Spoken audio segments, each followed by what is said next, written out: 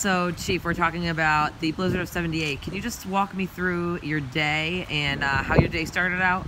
As I recall, first I was in school at the time at Northeastern, so I went in and I believe I went to one or two classes, and then at some point decided it was time to head home because the weather was reporting, the news was reporting that we were expecting snow.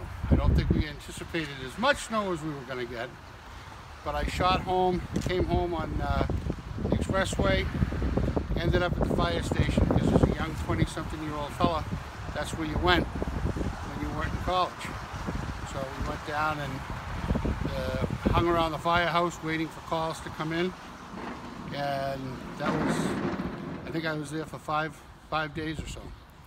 What was some of your most standout? What was your most standout memory from that day? From the day itself was from the whole operation was how busy we got and how quick we were. I mean, the story of Hanover ending up in Scituate. They originally had been dispatched to cover us because we were so busy, and we ended up sending them to Scituate to help out down there.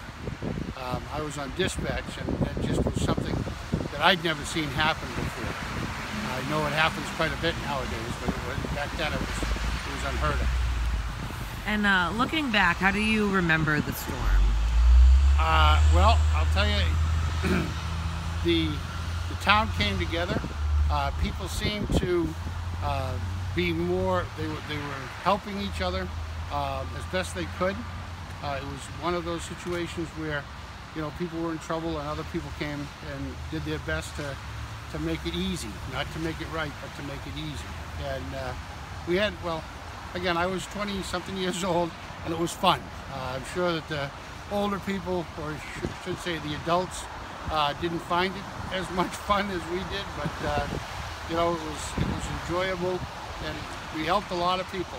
God, I can remember, you know, people with skidoos and other things, just making stuff happen in the right way. Yeah, great. Okay, I think that's all I need. Are you good?